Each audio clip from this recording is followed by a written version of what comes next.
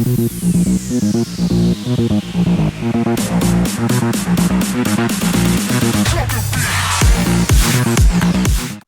just a little bit about the effective implementation cohort. Our aim of the cohort is to increase the capacity of school districts to be able to implement a high quality middle years math curriculum so that we are accelerating learning for students experiencing poverty, Black, Latino, Latina, and or English learner designated students is our ultimate end goal here. We have for the EIC that is comprised of 19 school districts across the country and 10 professional learning providers, a learning agenda where we're hoping to learn what does it take to effectively implement that curriculum? What is the barriers? What are the facilitators? What matters in specific contexts that serve those priority populations? So that we can understand what works, what doesn't as we go forward.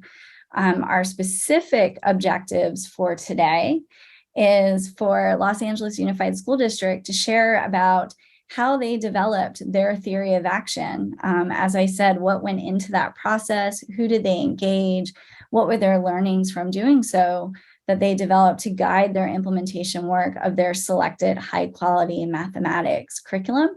We are going to leave plenty of time at the end for a Q&A session after they share their story so that we can engage in that discussion and learn from one another as we go forward. With that quick introduction, I'm going to turn it to my colleague Stephanie just to set the stage and grounding us, reminding us what is that theory of what is a theory of action and why do we need it? All right, thank you, Karen. So let's start with what a theory of action is and why it's important to have in your work. A theory of action is a chain of reasoning that describes how a proposed change or innovation will lead to improved outcomes or solve a problem. Simply put, it's a hypothesis for why and how something will happen. So why might you need a theory of action in your work? Well, we've laid out 4 ideas here, but we also know many of you have used a theory of action before. So if you have additional thoughts on how it's been useful to you in your work, we'd love to see those in the chat. The process of creating a theory of action is just as important as the end product itself. Engaging with your team around a theory of action creates opportunities for exploration, discussion, debate, and ultimately a clearer understanding of a problem and the factors that influence it. A theory of action is also useful in the planning stage of your work. In the process of building a theory of action, things will come up as a result that may need to be re-examined, as well as bring to light planning activities that may need to be prioritized.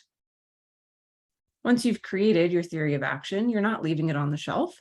You're referring to it continuously throughout your work. It's guiding and serving as a touchstone for all the different implementation activities in your work along the way.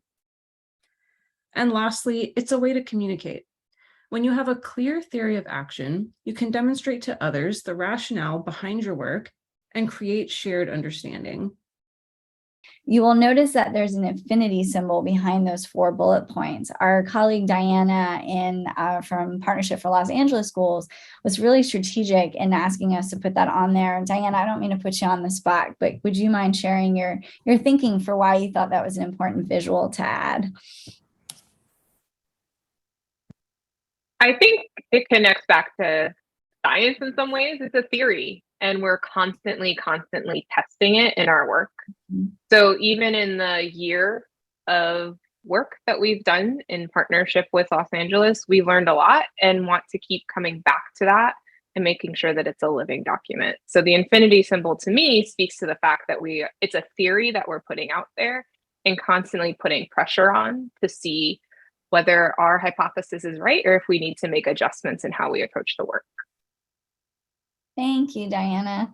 And I think with that, we're going to turn it over to Mylene and Alan. Hi, everyone. I'm Mylene Kipe, Director, Secondary Instruction, and one of the departments that I get to work with is secondary math. And on the next slide, you'll see the gigantic nature of our district. So I want to give you some time to pause, look at our demographics, and in the chat, if you could put what's something similar with where you work and what you see on the slide. so we can make some connections to our folks in the webinar. As you're doing that, fun fact, I was a principal of a 7 through 12 school where all 4 of my daughters graduated. So very proud of them. 2 of them are teachers. And so in the spirit of learning, this is where we live. And we know that our students are assets. And so this theory of action allows us to remain grounded in who we serve. So in the chat, if you can go ahead and put, what are some connections? What do you see with what's on the screen and the district or districts that you work with?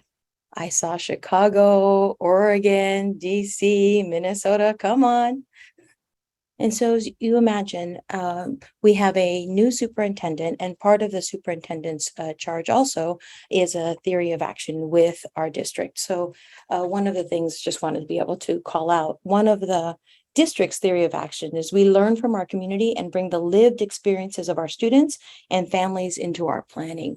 So if you look into the next slide, you'll be able to see our team, right? So the district implementation team, I get to work with 2 math coordinators and an illustrative mathematics coordinator, also the elementary coordinator, because we're big, right? And then in the division of instruction are 6 local districts, and local districts have their local leadership team. We work with math coordinators or A through G coordinators. Not every local district has a designated math coordinator. And then our awesome partners with PLOS, Partnership Los Angeles, Leading Educators, and ANET Achievement Network. So that's us together. It's been so great learning our different personalities. I just want to give a shout out to our retreat because we got to see each other in person, which was amazing, you know. So we were flexible when we needed to be with the Zooms and such, and making time together to learn our math stories, that building those connections and relationships, which connects then to our vision statement, as you see on the next slide. In this vision statement, many words, and in these words, there's a couple that I really wanted to call out the most: beauty and joy in mathematics, that really looking at the assets of our students and our teachers as a reminder that all of us are mathematicians. Math is everywhere in the world. And when we hear, I'm not good at math, and it's like, well, in what sense, right? Did you solve problems today? Probably, right? Did you look at numbers today? Did you see patterns? And what are some of those creative ways that we make connections to what students see? And in that, it's for empowerment and liberation. How do we guide our students and our teachers in this way of developing, opening, and being creative? I say when I went into the illustrative mathematics world, specifically my favorite is notice and wonder, because everybody's right, because it's what I, from my perspective, notice.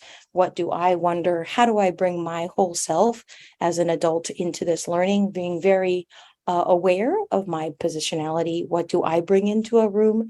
And because it's October, happy Filipino American Heritage Month. And so how do I show up as Filipino in a room? And what does that mean? And what assumptions do people make when they only see my name and not all of who I am? And we want students to see that. So in looking at this vision statement as one of the documents, on the next slide, our theory of action begins this way: working at the central office, knowing we were talking earlier about how far we are from the schools, right? But we need to be very mindful of what we're selecting and why, how we're supporting each other in this building to make meaning, and working with our local districts to support them. How do we implement this vision? And I keep going back to the words that make me happy: beauty and joy, right? When I go into some math classrooms, the ones that are full of excitement, full of engagement, the students are connected, they see themselves. And then connecting with our community of schools. So we have 6 local districts and 44 community of schools where they're in a articulation pattern from elementary on up to 12th grade. And so how do we focus on the classroom? How do we use data together so that we are focusing on students?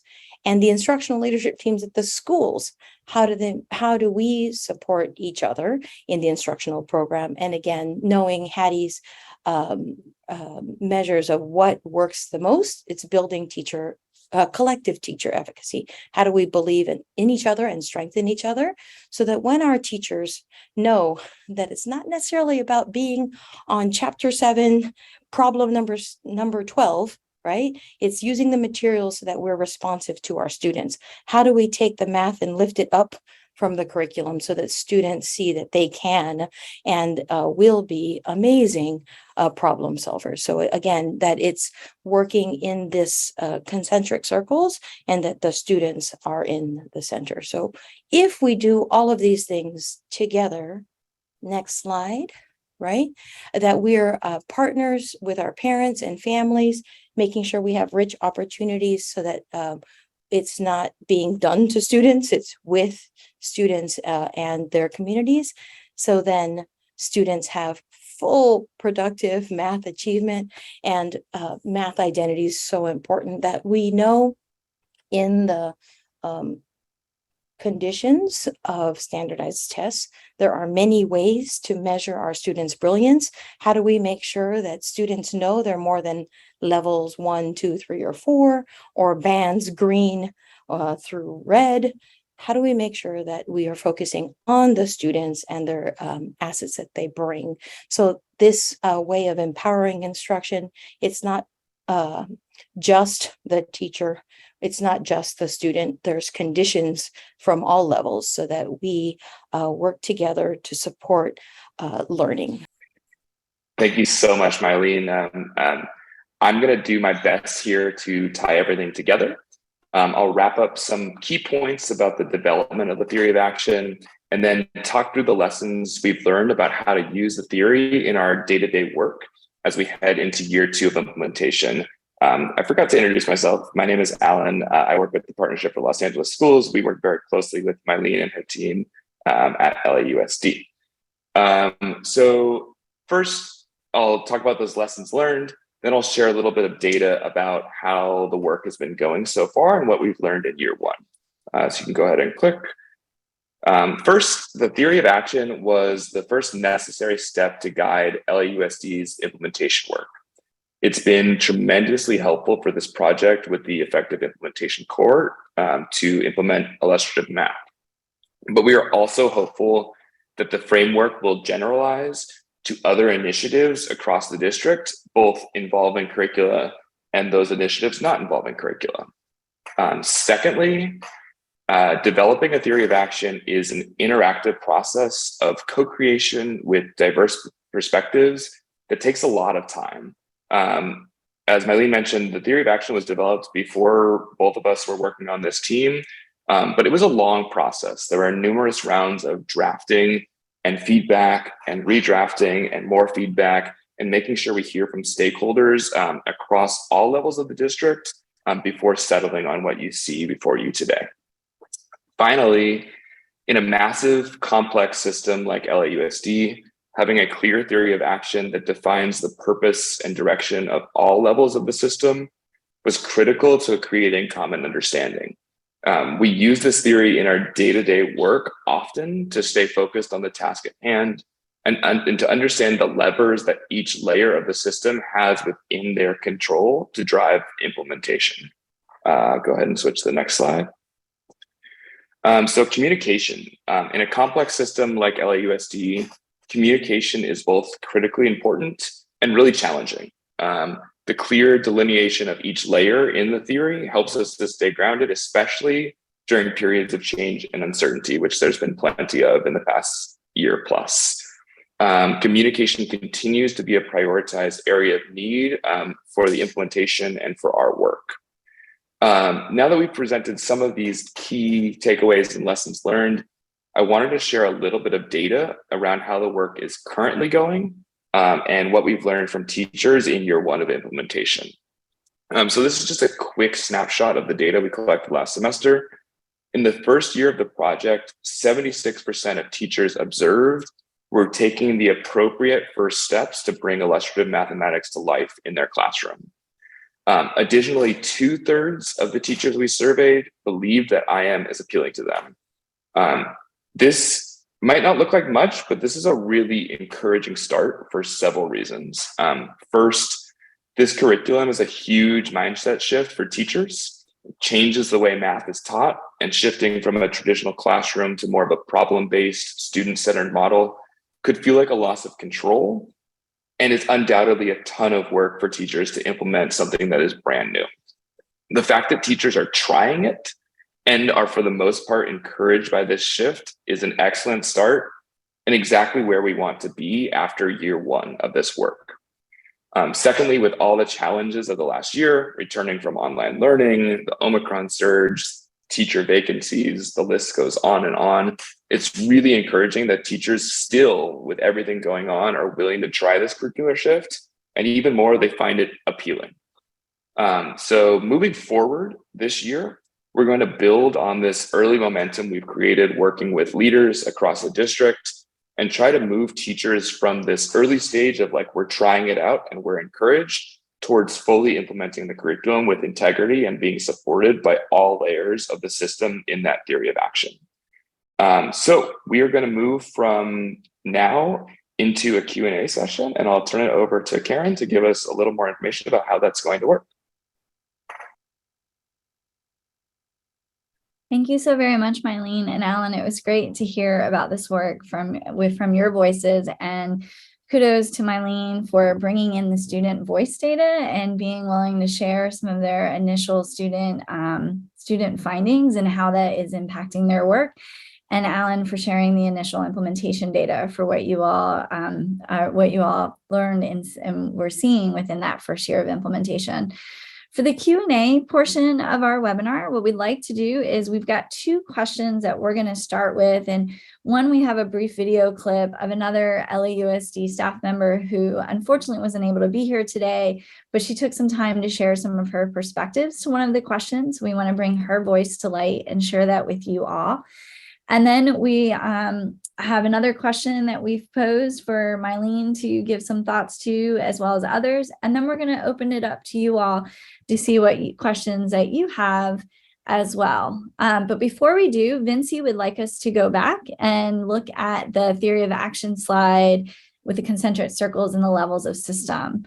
Vinci, would you like Mylene to kind of talk through that again to understand there are multiple layers and levels to the LAUSD system with different players that have key different roles within the work? Would that be helpful? Not just for me, but if anyone else wants to hear a little more, another go through, that would be awesome. Mylene, would you mind one more go through that for everybody? Yeah, no problem. And this time I'll provide a little bit more specificity too. Admittedly, like I haven't done one of these in a while. So I'm like, oh, I didn't say this. So thank you for the take 2, Vinci. So if the central office, right, it's about coherence from this building, right? I'm in a big building, 29 floors.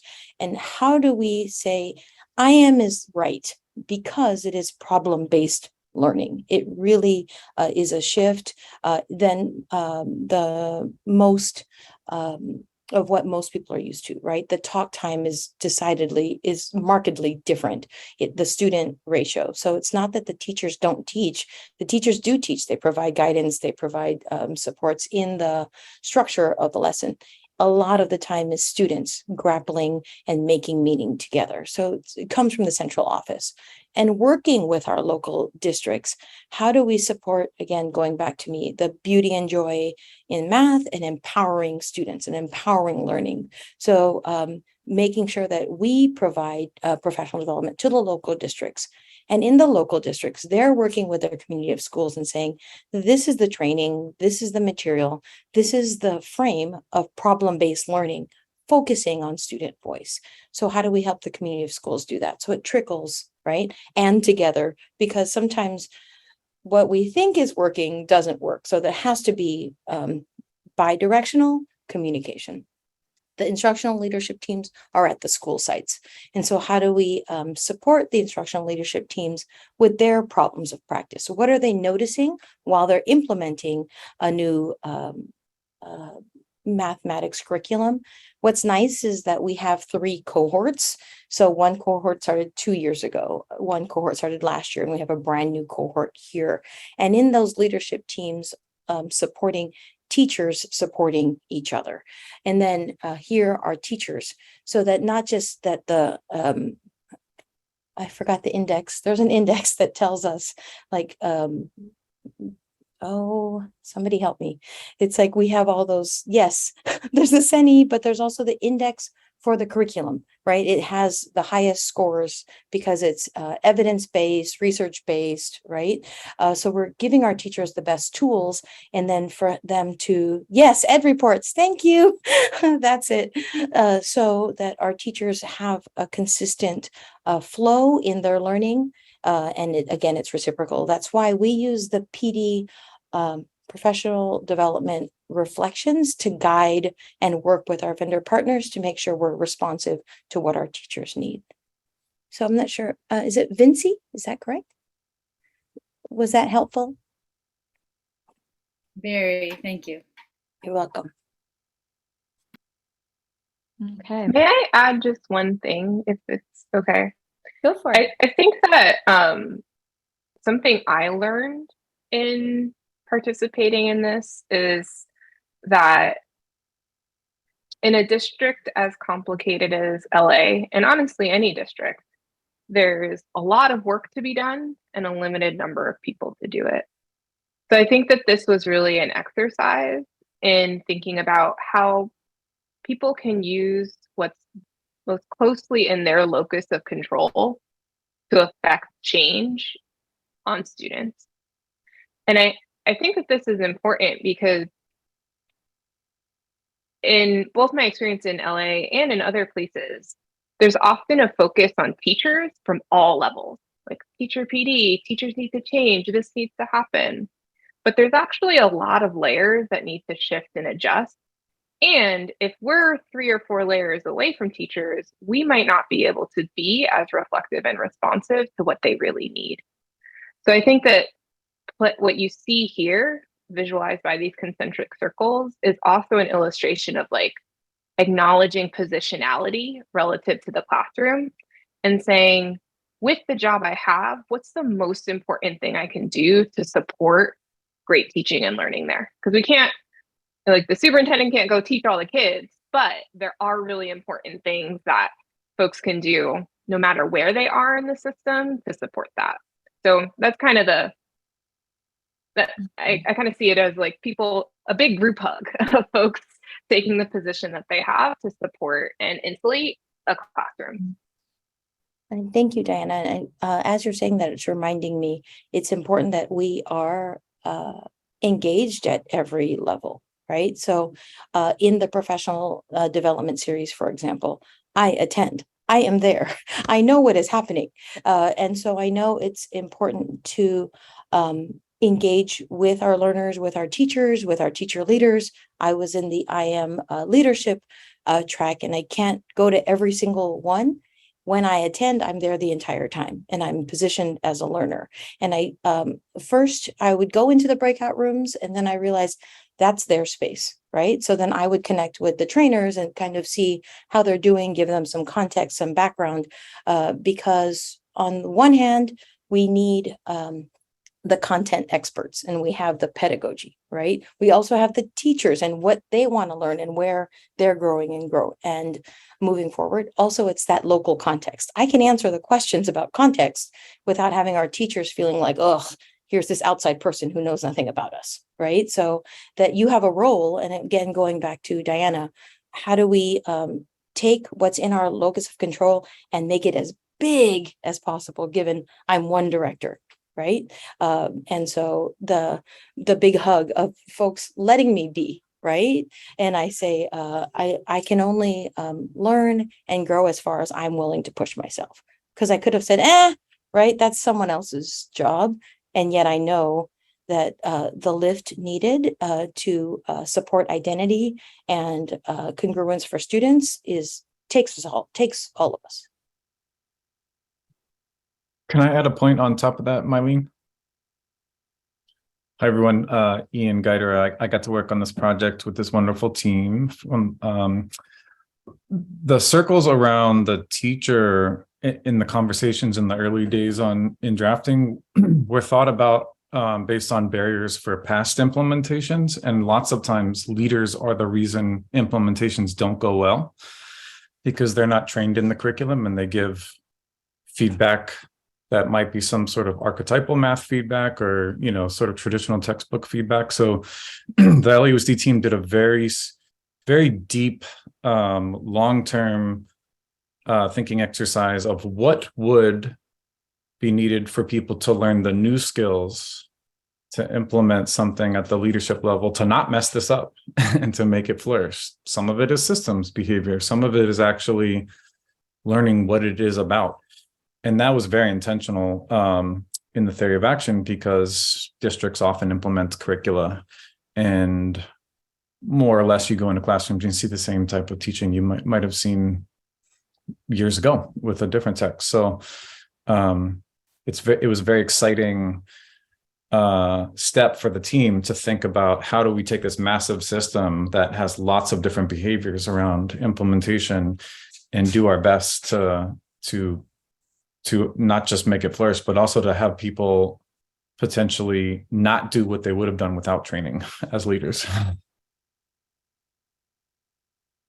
Firoza Kanji, who is one of the math coordinators at the district level, at the Division of Instruction for LAUSD, who was integral and part of the team that developed the theory of action with their various critical perspectives and stakeholders. And she's going to share her perspective on what the process was like for developing the theory of action. Thanks, Steph. Makes sense to me that you would want to work in the way that we think that the work should be done rather than trying to take us in a different direction. So I think that was my understanding was, what is your theory of action if it exists, so that we can work within that framework. And we did not have one that existed, and so started to engage in it. I think partnership was our main sort of connection to the grant at that time. And so they sort of helped us sort of start working on it. And at the beginning, it was in the context of the grant, like, okay, let's do this so that we have something for the grant. But very quickly, Philip and Joseph, who's our elementary coordinator, sort of said, hey, look, this should go beyond the grant. This is not a theory of action that's specifically for the grant. It's something that should be our theory of action for our how we do stuff. And it applies beyond the grant.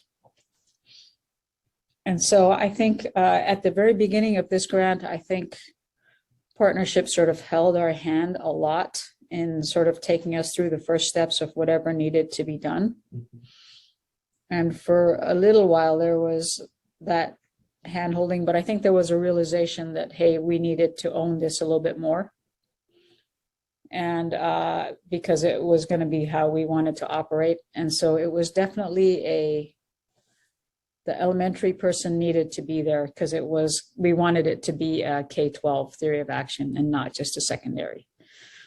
So a lot of work with Philip and Joseph and I, sort of with the guidelines of what the grant was asking us to sort of push us along.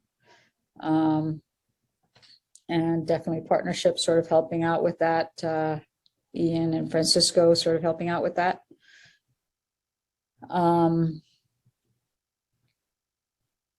But I think at some point it became something that we sort of took more ownership of and sort of worked on. And then there was this process of like going back and forth and sort of putting it out for the executive sponsors, the AIs, to sort of look at and get feedback from all different stakeholders so that we could, there was like a lot of revision of it. It took a long time to develop. I think you said something about how long it sort of took to develop, or somebody, but it took a long time, but I think it was worth it. I really think it has helped us sort of think through what needs to be done. And I found it to be very helpful just in sort of guiding how we operate.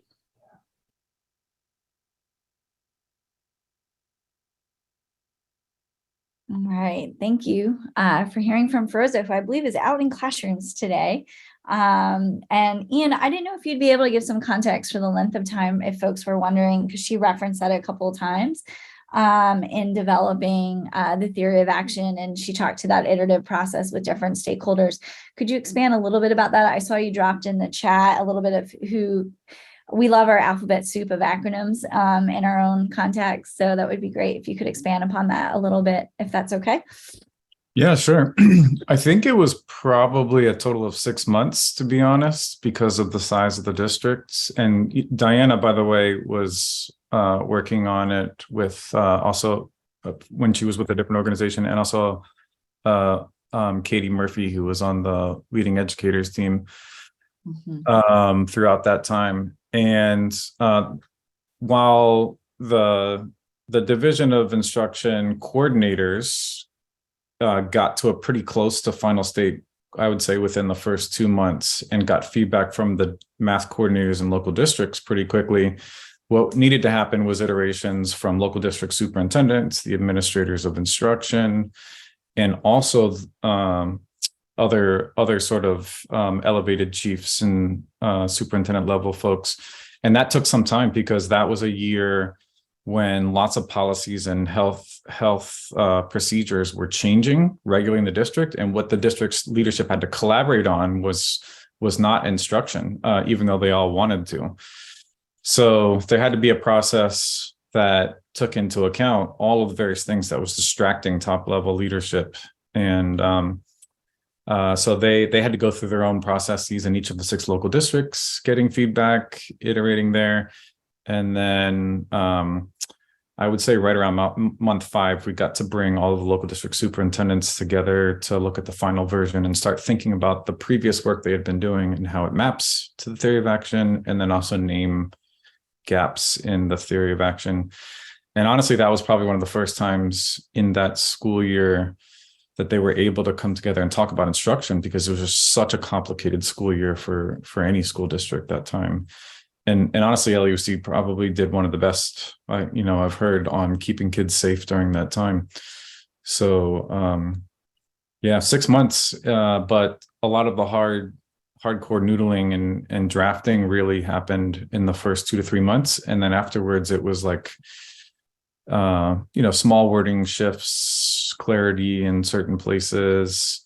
And there even became a document towards the end on like what would be the role of everyone in the system should they be fulfilling the theory of action. And that was like a really fun drafting process. It doesn't have legs yet, but that was the full document is probably like 20 pages. Thanks, Ian. Before I jump to the next question for Mylene, I just wanted to stop and see were there any other questions from the audience, from our attendees today, participants, around the process for developing the theory of action.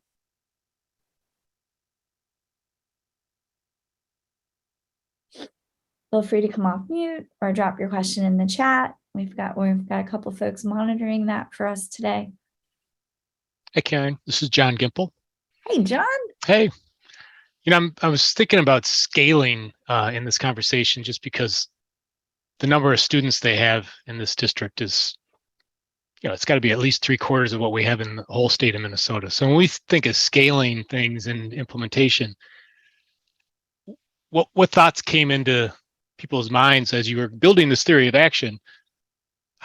Where you want to be in 20 years or 10 years or 5 years, and how did that play into things like how are you going to eat this elephant, basically? Well, I don't want to eat any elephants. I want to grow and nurture more, right? And so it to me, it goes to the math identity, right? So who are we? Because it cannot be about, well, Mylene's the director, she'll take care of it. No, Mylene will not be in this position in 20 years, right? And so how are we supporting our system to be inquirers? How are we supporting our system to say, what does it look like for students to achieve? Right. And so in the tools come and go, it's about the identity. What is the culture at the school to support student voice? How are we showing up for students? And I got to go to NCSM, and one of the things they were talking about was impact in the classroom and how we are the people who support the people who support the people who support the teacher. Well, how do we make that closer? Right? And that we're all educators and that we are all responsible. The decisions that our team makes here impacts classrooms. And so how do we make sure we have relevant perspectives, relevant voices? It's not, and Ian said it so beautifully, the archetypal, like, oh, that's how I learned it, right? How somebody told me that our students aren't talking about 2020 the way the adults are. Right? The students are like, yeah, right? Can we stop talking about that? Can we move forward? So I feel like with anything, it's about the people, right? And Diana and I talk about that a lot. It's about the relationships so that you can have those trusting environments with trusting behavior so that I can push and say, well, what about that is true? What makes it true? Is it because I'm a woman of color? Or is it because I have a preference towards? Is it because I value Dewey over X? Or is it, like really getting into the weeds about why do we believe what we believe? Only simple answers, John. I appreciate that. Yeah. And I apologize for my metaphor. Not the best choice. So thank you. All right. We do have a question in the chat about curious what the theory of action helps you drop, abandon, love that, or deselect in terms of tools, structures, processes at any of the levels.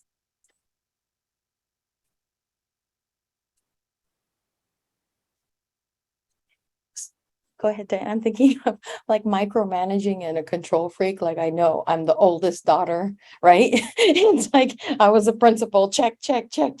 And how do we get away from checklists, right? It's about we need to trust our teachers, right? I feel like our teachers have been treated many ways as empty vessels. They have a lot. Like they're learning all the time about their students. They know how to adjust and they know, right? Like if you do notice and wonder too much with period 1, it might be okay. But period 3 is a whole different group and they might be like, can we just leave it for Wednesday? Right? So how do we really say what is something that we, Diana said it earlier about like what's in our locus of control and saying, you know what, that's a decision above my pay grade, or actually, oh shoot, that's in my pay grade. Is it good for kids? Right? And that's really hard because we know if we don't take care of our adults, it's going to impact kids at the same time. It's not a popular thing to say. We're not an employment agency, right? We are here for learning and we are here for students. So how do we really keep that at the forefront? To add on to that, Mylene, I think like you took what I was thinking, one of the things I was thinking, and that like the process shift that we knew needed to change is a move from accountability, which in a lot of ways the system is really good at, to continuous improvement and support. So we've taken a lens of capacity building to support that. And then also a really technical thing that we recognized early on was necessary in terms of tools is around assessment. The Achievement Network, which is another one of our partners in this work, is focused on trying to help the district's comprehensive assessment system play nice with the instructional changes that we want to happen. So we haven't yet abandoned anything or yet made those changes, but the theory of action helped identify the fact that this was a necessary enabling condition that we know needs to shift. Also want to call in my colleague Monique from Leading Educators to speak a little bit to the scale question previously. I think I've learned a lot from them about their vision for capacity building and how that can lead to scalability. So Monique, I'm going to kick it over to you to speak a little bit to that. Thanks, Diana. Yeah, it's really exciting with the theory of action from the leading educators perspective, because we are working with each stage of the system and helping the system to build internal capacity so that we're working ourselves out of a job, quite frankly, hopefully sooner rather than later. And I think putting the work back on each individual across the district and thinking about their locus of control helps us to not only answer the questions together, but also like simultaneously build the capacity to continue to do the work when we're not here. And so I think the other thing I'll add is to the point of thinking about just where we can grow and offer additional support around IM, like scaling the mindsets, not just with teachers shifting to this problem-based curriculum, but also shifting the mindsets around professional learning and what it means to be in a community of adult learners together, and how that thinking and work helps to actually shift the impact of what teachers are teaching and facilitating to students. And so early on, an example of that was we would see a lot of multitasking, and people have a lot of things to do, so it makes sense, and it's tough to learn in a virtual setting. But I'm really excited to see us now shifting to more of a group of learners at this space now when we're in professional learning sessions, so that we can really think about what kind of examples that sets up for teachers and the things that they're listening to from students, and building off of that knowledge in the classroom.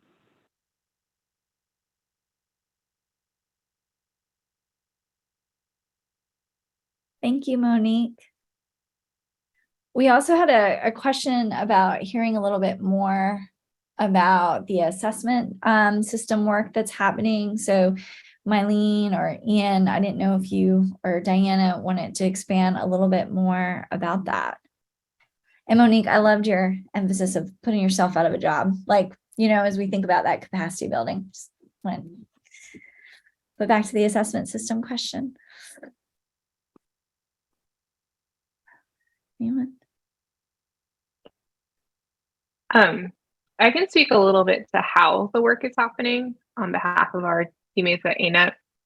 This, anybody who works in a district or a larger organization with schools knows that assessment can be quite complicated. It's like inextricably linked with instruction, and also with evaluation, and also with, in some cases, where parents decide to send their students when we think about high stakes testing. So the approach that we've chosen to take in LA has been to start by first listening to those in the system with their experiences around assessments, and what the tools that they have right now do allow them to do, and the things that are limiting. What we found through a series of focus groups, all the way from the central office down to students, is that people believe that data is important for informing instruction, however, that they do not always have the data that is closest to instruction to make some of those changes day to day, week to week, or they don't feel like that data is valued as highly as some of the other tools that might be easier to aggregate and roll up. So the next phase of this work with ANET is to bring together a working group of folks to do some deeper learning on what assessment tools do exist in the system, and to make decisions on what to keep, cut, or replace in order to better support instruction, and to give folks the type of data that they need to do their jobs day in and day out. So I think it is the common thread here with what Mylene, Monique, and others have spoken to, is that we're trying to really listen to the folks who have to use the tools and make the changes, rather than unilaterally making some decisions. And I think that that's really important, because there's a million reasons why it's really important, but I think one key one is that if we want the change to stick, John, to your point of like, who do we want to be in 20 years? I think it's important that we're really taking into account what those closest to students need. And that's going to help the changes we make be actual generational shifts.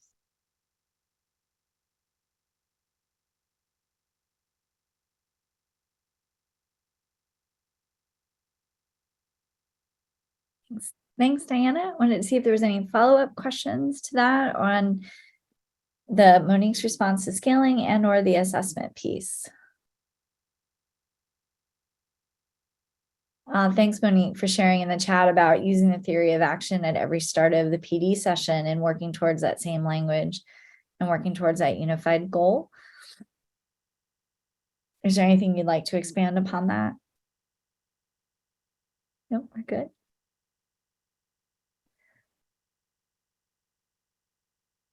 Okay. We're not getting a question from the audience. I've got one planted ready for you, Mylene. If you think about what are you most proud of and what are you hopeful Makes sense to me that what are you most proud of and what are you hopeful when it comes to the theory of action?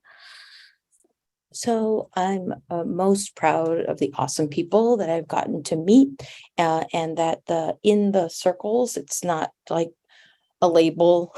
There are people associated with this work, right? And so getting to know people, and at every office, it's that in our schools, they know that I'm there to support them and learning with students, talking with students, and that's this can't come off of the PowerPoint or the paper without people, right? And so how do you honor and value that? Sometimes it seems easy and yet it's not, right? And that's the beauty of the simplicity of it. Like we can read it and say, okay, what does that look like? What does it sound like? And that the personalization is super important, right? And again, that's connected to what I'm hopeful for, that it doesn't live on the page, that it lives in our systems, it lives in our schools, and they know that the division of instruction in our math secondary world is working with our elementary world for coherence in math.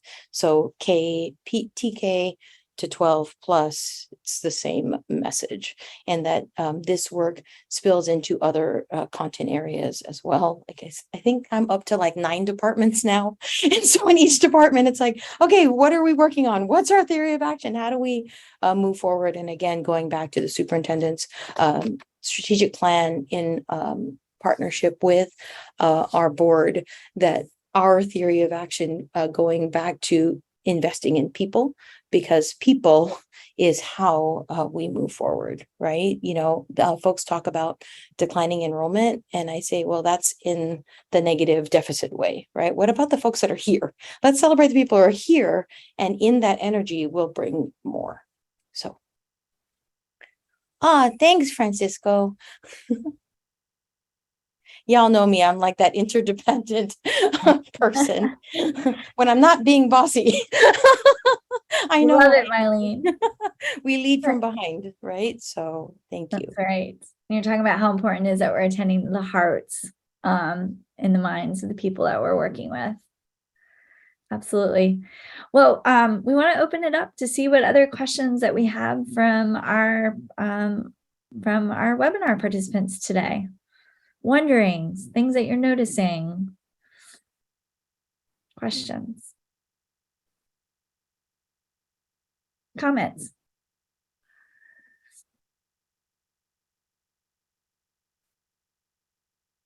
While folks formulate their questions, I'd like to share something that I'm hopeful for this year. We talked a lot about how the theory of action helped us get aligned and how in a complicated system. It also helped us attend to what we need to measure to see if things are happening at a student and classroom level. And we shared a little bit of that data. And we were lucky that in addition to like us being aligned and clear on what we want to measure, to have a really rigorous tool that accompanied the curricula to help us do that. So I'm going to drop in the chat what we've been using to drive some of our work, which is the IM implementation reflection tool. It's actually the like designed by the folks who wrote IM. And the thing that I love about it is that it echoes our theory of action, in that it has things that you would look for in a classroom, but also acknowledges that there's things that need to happen outside of the classroom and at a school, and also at a system level to make that happen, and provided us with some clear language to get organized across 4 different organizations to talk about that. And we've been using it more and more often in our professional learning and conversations with local district leaders, school leaders, teachers.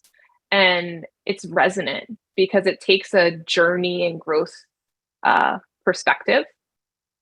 And I'm really hopeful that with this common vocabulary across the system, that we can move even faster together, because we're all acknowledging that the things that we see in the classroom like are a result of a number of cascading decisions. And we want to have a way to talk about how those decisions can be modified or adjusted in order to support what we want to see in the classroom. So said another way, the theory of action helped us get clear on what we want to measure. And then we were lucky to have this tool that is helping us talk about it and track it in a really formative way. And I think it can be a valuable tool even for those who may not be using illustrative mathematics, because some of the stuff that's in there is just great system practice or school practice and great pedagogy. So I offer it to the team as a way to help the theory of action come to life.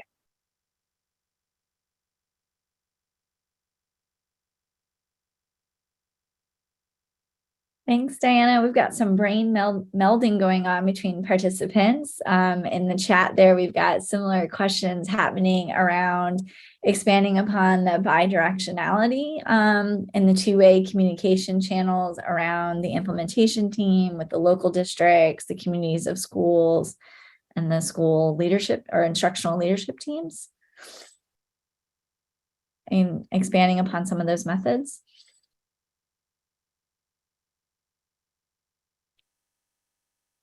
And John loves seeing a way to measure system and instructional fidelity or integrity. I knew John Gimple in Minnesota would love that. So thanks for sharing that. But thoughts on the bidirectional communication to the team? And just real quick, to get real specific, I am super curious about whether or not the reflection tool is something that is present in any of the two-way channels. Like, is that something that anyone is using directly with teachers, or teachers responding to the data that's being collected through that lens?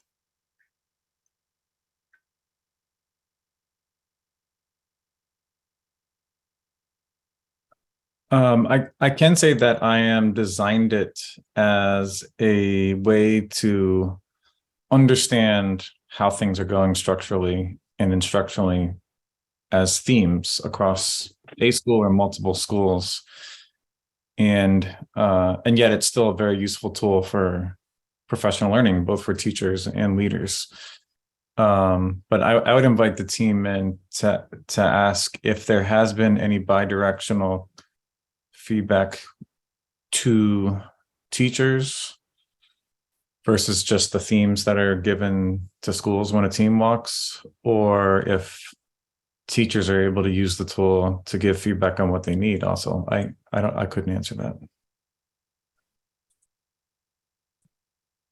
Yeah, I misunderstood. I thought it was about the bidirectionality during the creation of the theory of action, because I wasn't a part of that. In this work, it's about layering in the tools, right? Because everything's new. Like, it's a whole new thing. And so I'm going to combine what David asked and what you asked. At this office, right, we create the professional development. We pay for the textbooks. We pay for the professional development. We pay for participation in the professional development, right? So the cost isn't at the school level. The cost at the school level is farther, like 3 years down the line. You'll have to pick up some of that. Also, that it's not incentives in terms of like gold stars or anything. It's like, awesome, let's share, what's happening and let's celebrate that work. And because of this grant, 3 of our local districts get to work with leading educators, and 3 of our districts get to work with Partnership Los Angeles Plus. Those are extras, right? Not every school has that. So in terms of, I am not big for, extrinsic motivators. I feel like this is the right work. This is the right tools. So that.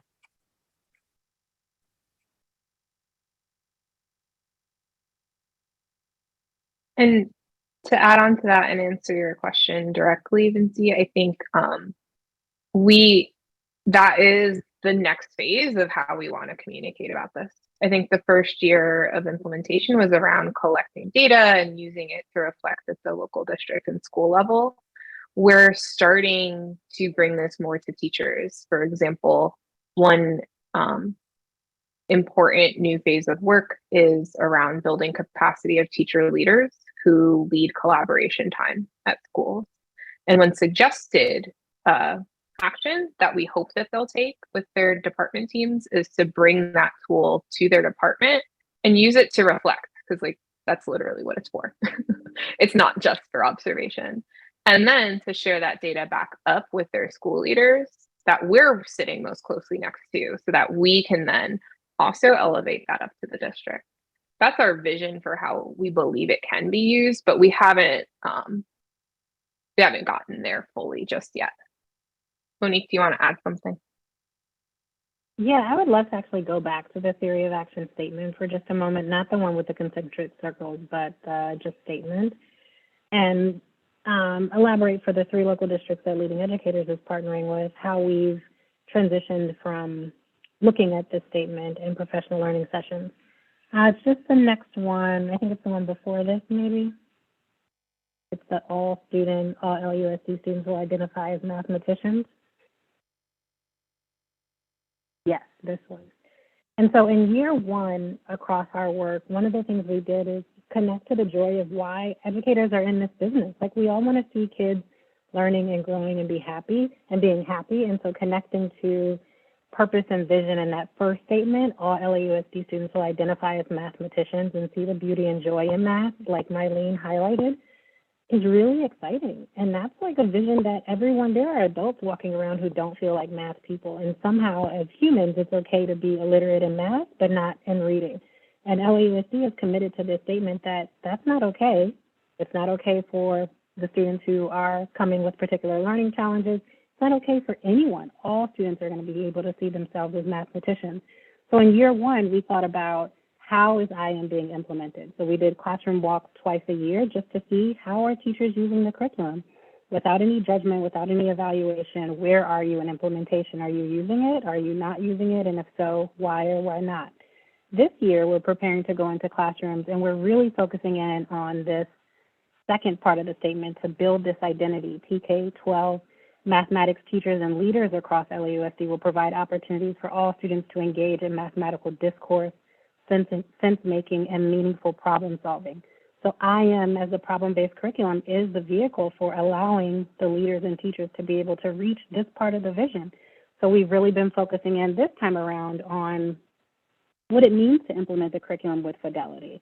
And so we're zooming in on 5 indicators of the tool that Diana put into the chat so that we can think about, are the components of IM being used well? Are the routines in IM being used well? Because if teachers and leaders are actively implementing the curriculum, then we're able to achieve that second part of the vision. And so I'm really looking forward to getting into classrooms next week and throughout the rest of this month to really see where our schools in their implementation journey and what we can do to better support them to continue moving along closer to fidelity.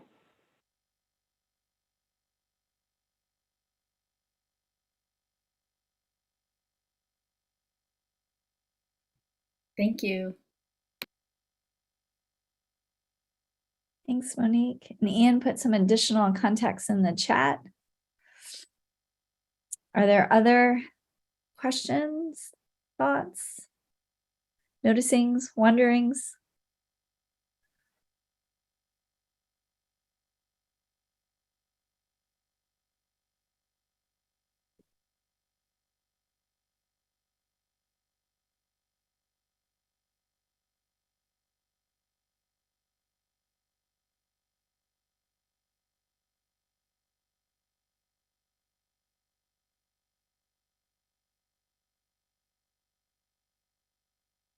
We have a great one here.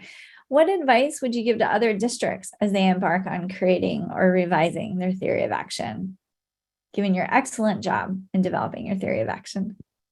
Thank you. I know that with our math coordinators, in the early work in building our leadership teams and cadres, they start with this vision statement and ask folks, where are you in relationships to this, right? And making those connections and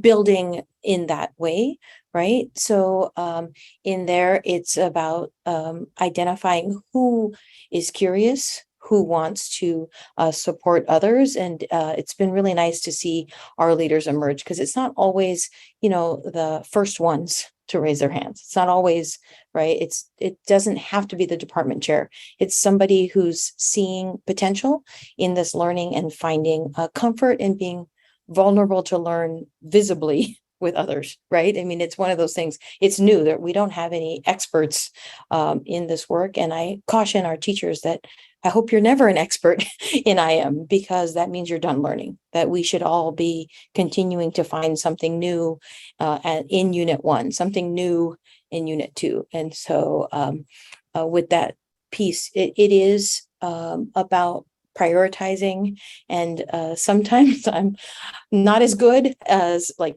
gotta follow the schedule. I gotta make that meeting, right? You have to safeguard, because if you don't calendar, it's not going to happen. If you don't protect that time, it's not going to happen. It's one of those things where you've heard repeatedly, what you pay attention to gets done. And so how do we make sure, if we don't have a course, right, where are we going? So in having that shared language, that shared theory of action to play with and to figure out, is this working for us, and how do we check in with each other? And I'm a texter, so thank you to Diana. I'll publicly say she texts me and checks in with me, because sometimes, the email inbox is just too much, right? So knowing what are the ways to communicate with your team members and in a way that's supportive, right?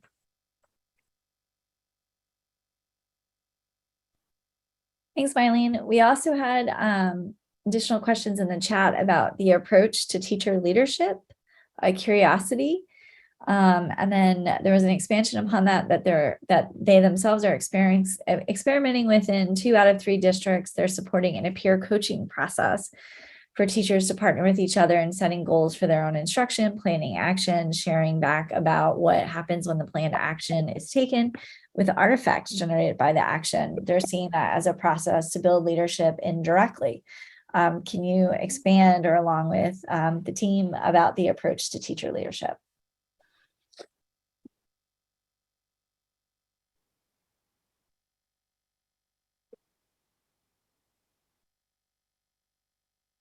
I can share Go a little it. bit. And Ian and Francisco, please also chime in if I misspeak. But this work came from some of the lessons learned at the Partnership for LA Schools. In addition to supporting LA in this work, we operate 20 schools within LAUSD.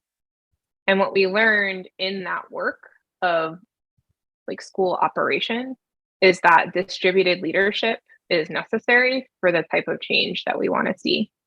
So for years prior to this, we've been running a team lead seminar where we're deliberately developing the content knowledge, curricular expertise, and adult facilitation skills of our team leads or grade level chairs or department chairs at our schools. So that was the impetus for the idea for this work across LAUSD. What we're doing right now is testing the waters and piloting ways to reach those same people at scale across the system, because as we talked more with leaders of schools, they are wearing 9 million hats. So that need for distributed leadership is also quite key in the broader system. And many schools have already made the investment in common planning time for their teachers, not universally, but many have. So we saw that as an opportunity for better support of planning of curricula. So we have experience with it and then have identified the need. And specifically, we're honing in on building facilitation skills around collaborative planning practices. Because one of the things that's the toughest about this curricula is making sense of the longer, more complicated lessons that teachers are asked to do. So basically, we saw that this was important in our schools. We saw that there's an opportunity in many, not all, many of the schools in LAUSD to maximize collaborative planning time, and also saw that probably the right people to do it are peer leaders. So we're kind of narrowing the change to be about that adult facilitation and effective shared planning. I think, Vinci, what you named around peer coaching is also like, if those structures existed in our schools, or if we can build them, that would be a really valuable place to invest as well, because you hear things differently from your colleague than you do from someone who's like has different positionality than you do. So basically, we should keep talking. I think there's some magic to be made with that really important role in schools that's often overlooked.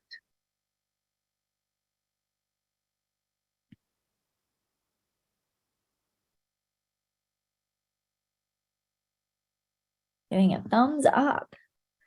All right.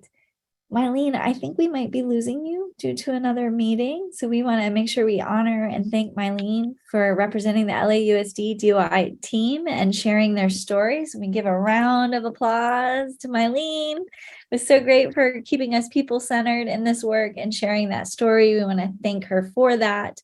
I do want to share that Stephen dropped in the chat a link to a brief that we supported the LAUSD team and their partners to write, telling their story around the theory of action development and some of these key learnings that they've had throughout that process. We did have a request about the sharing of the PowerPoint. We want to make sure that we check with the LAUSD team and their partners to make sure that is okay to do so before we drop that link in the chat. So we will check with them, have a conversation after this, and then send that out to participants as a follow-up thank you if they're okay with us doing so. And with Erin, that, so I just yes. heard, so Go ahead, Mylene. yes, except with the student data slides, because I don't have permission to share those. Like we can Okay. talk about them here, so just in case, because I gotta go. Bye, thank you, Oh, everyone. Mylene, that's why I said we take offline, but I appreciate that really fast response. Thank you. So we'll make a copy of the PowerPoint deck. We'll remove those student data slides, and then we'll link to that and get that out to all of you who attended today. We want to thank you so very much for taking the time and to share your questions, your noticing, your wonderings. If you're interested in joining the EIC conversation to learn more about it, there's a link there. You can contact us. We're happy to provide you with more information. And finally, just a huge kudos and thank you for LAUSD being the first of this webinar series for the effective implementation cohort and sharing their stories. Next up, we're looking forward to hearing from our partners at Achievement Network and the Great Atlanta Public School District as well, to hear their story about managing change and implementation during the great time of turnover, and many other key takeaways. So thank you again for today. I want to turn it over to Diana and Monique and Alan and to see if they have any closing thoughts as we wrap up.